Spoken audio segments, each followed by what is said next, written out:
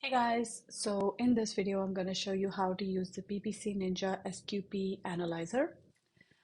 What you see here is a Looker Studio report, and in the backend it is connected to your data source, which is basically a collection of all of your SQP reports. Now, as you can see here, this chart that you see here, it's called the Sankey chart. And what this chart shows is the mapping between your search terms and your SKUs, right? So basically what this means is that, for example, this doggable bedding mat uh, actually has relevancy for two of your SKUs, right? So this one and this one. And then the width or the thickness of this band represents the number of purchases that happened through that search term for that SKU. So this kind of gives you a visual understanding of all the different searches that match to all of your different ASINs. Now, this is especially useful when you have a lot of variations and you can actually see which of your keywords are strongest for the ASINs that you see here on the right. Now, on the top, you have a few controls. You have the SKU control, which basically allows you to enter the SKU. So, for example, if I enter bed, then only the SKU that contains the word bed will be displayed. So this way you can kind of narrow down your search. You can also search by query. So, for example, if I just type bedding, it will only show me all those searches that have the word bedding in them. I can even go longer tail. If I say bedding mat, it's gonna filter further down, and that way you can kind of be more laser targeted in the way you wanna filter this out. Now, this is the date range control.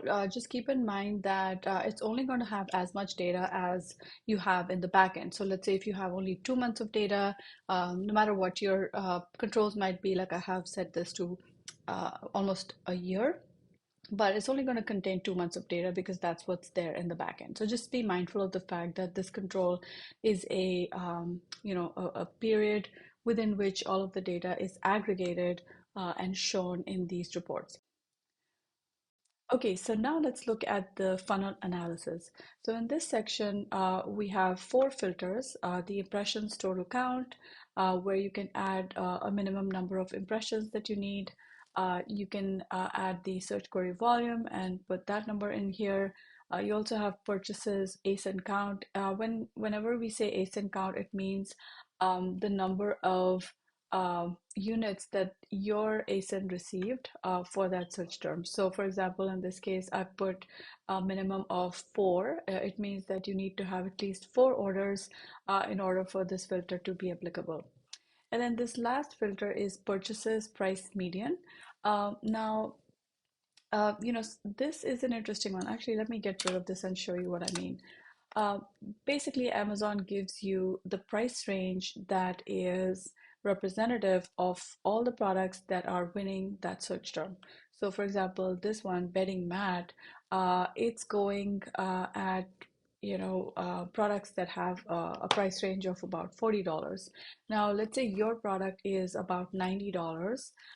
It wouldn't make sense for you to go after this keyword because, as we can see in the data, most of the products that are showing up for this keyword are cheaper, right? So by creating this filter here, you can actually put a number that is closer to your price point. So let's say if I put something like 75. So now I can start to see all those queries that are winning, conversions, at this price range, right? So that's actually better for me because then I can analyze the ones that I have strengthened. And then let's look at all these different columns and see what data we have here. So the first column, of course, is query. This is your search query.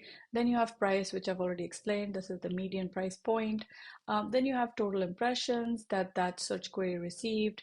And then you have brand impression share, which is the percentage of impressions that your brand received or your ASIN received for that query.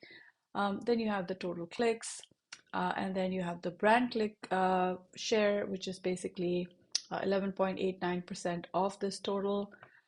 Then we have So total click-through rate, brand click-through rate, and then you have this section for conversion rate, which is total conversion rate and brand conversion rate. Um, Basically, these definitions are available at the bottom in our glossary at the bottom, so you can always look this up. But it's the standard kind of explanation of what a click-through rate is, right? It's the clicks divided by the impressions, and conversion rate is purchases divided by clicks. And then this final set here is the total purchases, which means it's another way of saying total addressable market.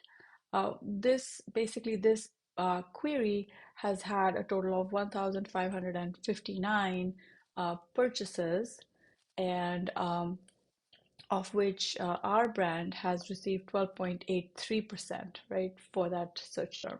That's the way to kind of interpret this. And then this actually gives you the absolute number of units sold by our brand. So we sold 200 units for this search term, which is another great way of finding out the importance of a keyword. So this one has like 200 sold, whereas this one has only 4 sold. Obviously, this is a more important search term for us as compared to this one. Now, the last column here is strength, and this is calculated as a ratio of your purchase share, this one, divided by your impression share, this one. So brand impression share, not the total impression, but the brand impression share. Uh, the reason why we decided to use this KPI is to determine whether we're stronger than the funnel or the market or not. So whenever you see a strength of greater than 1, it means that your brand purchase share is higher than the brand impression share. So if you could only increase your impression share, you will have a better chance of success with that keyword. So the best thing to do is to kind of sort this descending and take a look at all of the words that are that you're strong in. You've already set these right filters, and now you can simply export this list out by clicking on these triple dots and clicking export, and then you can now have the list of words that you're strong in, right? That's a really good way of analyzing your search query performance. Now let me scroll down to this section, and this gives you like a month over month analysis of each search term for each of your SKUs. And then it also gives you some optional metrics. So search query volume is the one that's been selected by default, but you can also change that to look for strength. So let's say I picked strength here. So now I can see that for this search term, I had a strength of 25 in October. I didn't have any values here, which means that maybe this keyword did not show up in these 2 months in the top 100 list that Amazon publishes, right? Now, if you look at this one, the strength has gone from 11.59 to 14.62 to 10.63. So as you can see, this does fluctuate quite a bit. So by looking at things over time, you can get a good idea of whether something is trending up or trending down or remaining more or less in the same place. Other optional metrics are units sold or units sold total. Let me just see what the units sold for my brand are.